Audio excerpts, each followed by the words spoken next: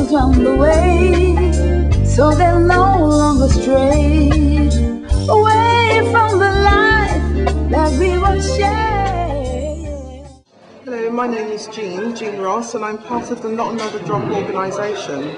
I got involved in the organisation not so long ago, around about 2006, and even more so during that year, mainly because of the fact that my son died, and deep inside I felt very ill, very kind of dead, and I thought by doing the work that we do in Not Another Drop, and by saving children's lives and helping them to be all that they can be, was going to make me come alive again, and that's why I'm here. I'm here to hear what Dr. Joy has to say, and I believe this symposium is a very deep one, and it's one that we should all see. My name is Patrick Jacobs. I'm the chairman of Not Another Drop. So what did you think about, you were one of the main organisers for this thing? I thought it was 100% successful. I'm so happy. From the professionals' day to the public day, there's been no difference. It's been intense. Dr. Joy spoke passionately, and she spoke from the heart, and she educated the people. It wasn't a blame culture day. It was about informing. It's about thinking. It's about opening up, and actually looking at ourselves as a community. Who's damaged? Who's not damaged? Two sets of damaged people working with each other, and people in the room were so respectful and so focused, and so. It was just so unusual for me to see a lot of black people, my people, sitting and listening and behaving in a professional manner. It was fantastic. I'm really pleased. It's impossible to separate ourselves from a very intense and violent and horrific history, if you will. I think that what we're looking at, though, is an adjustment not only in terms of being a marginalized population of people, youth of African descent, but also looking at a society that has become embroiled in a materialistic measurement of one's worth.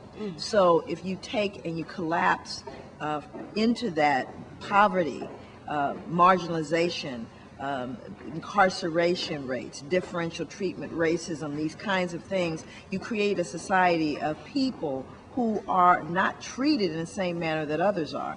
And given that, I mean, this is not something that's debatable, this is real, then you say, okay, so how can I, as a human being, our young people are asking, have value? Yeah. Well, the television and the media says you are what you have, right? So we're constantly seeing lifestyles of the rich and famous. We're looking at cribs and cars and all of this vulgar opulence. Yes. And these young people who, one, feel unaccepted and unloved in the society are trying to find a place to be somebody. And in doing so, they are saying, well, what are my best options to do that? And they're saying by any means necessary, according to the media, whatever you can do, get your bling bling so that you can have value. But we have to understand they're now trying to wear their value. Hi, I'm Loretta Scott, and I'm a Senior Community Safety Officer for responsibility for gun and gang crime in Brent. What's been happening? We've had 2 days of an inspirational speaker from the United States, Dr. Joy De Gruy, coming over to talk to us about some of the issues our children face, and those of us that are professionals working with the children give them a better understanding of those issues that are faced by those children, to start a process of healing and breaking the cycle of negative behavior. The 2 days have been very inspirational. We've had police officers from Operation Trident, which is the Metropolitan Police Service Black on Black Violence, come here and actually go away saying that the next time they go to meet a black person, be it victim or perpetrator, they will think twice on how they approach them. You know, for me, that's a start. You know, these 2 days have not been about excuses. It's not been about justifying behaviors. What it's been about is education of those professionals who are working with or dealing with our children. It does help you question everything you've learned as it relates to what is covered in the book, what you've come to believe, why you've come to believe it, and should you continue to hold on to it. We've got to do that personal assessment, because unlike other people, we cannot swallow whole what's been called culture, because there is so much poison in the cookie. So we have to start taking that into account. We also understand this idea of historical trauma as it relates to victims of war, veterans. The term post-traumatic stress disorder was born from shell shock and the whole idea of veterans coming back after having experienced trauma, impacting their families, impacting their communities. We've looked at Armenian people. We've looked at almost every group of people as it relates to historical, multi-generational trauma. So the question became for me as a social scientist, why do we get the pushback when we talk about slavery? Why does it create such a visceral response in people? Why is it so difficult for us to wrap our heads around that one?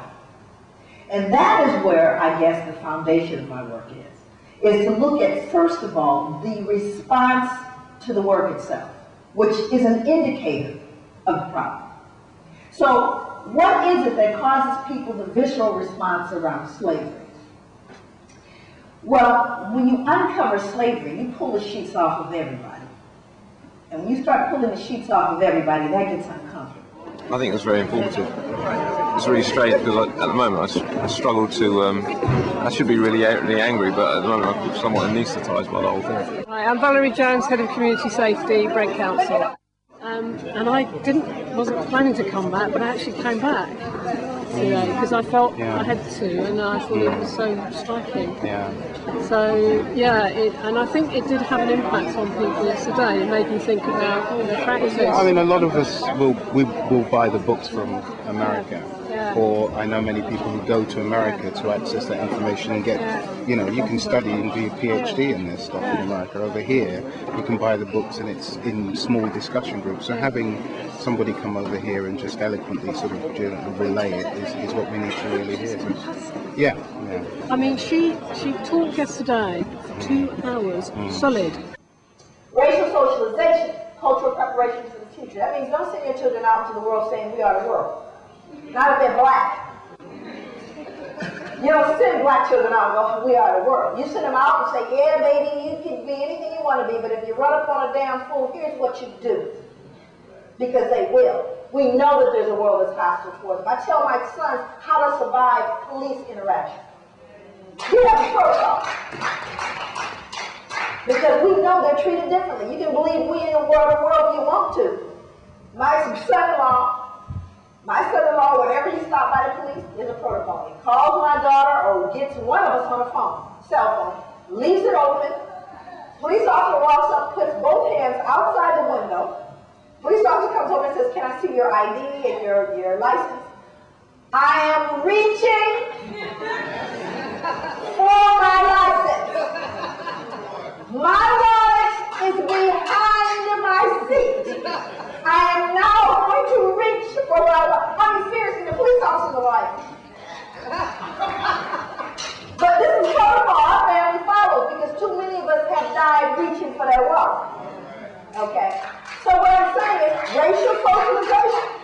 We teach our children how to survive that, and we tell them, you're not a descendant of slaves. You're a descendant of the captured, freed men, women, and children. You come from a noble culture in our country.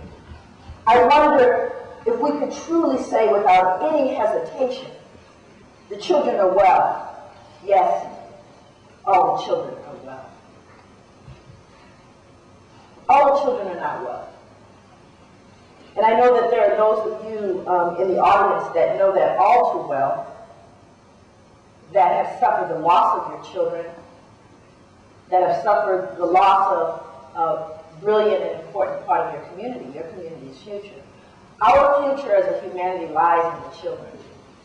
And our children are not well. It is the first sign of the destruction of a civilization, of a culture, is the decline of its children. And double check it. But Gilligan's book is called Violence. It is one of the best books I've ever read. This is a psychiatrist, a white psychiatrist who worked in prisons for 25 years. And his assessment is the anger is a reflection of shame.